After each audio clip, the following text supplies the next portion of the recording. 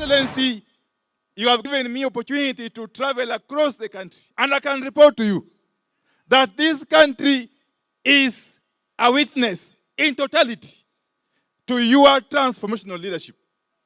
And this country is going to reward you handsomely. And I am proud that when the time comes for them to reward you, this community, this region, this area is going to reward you alongside them, Your Excellency.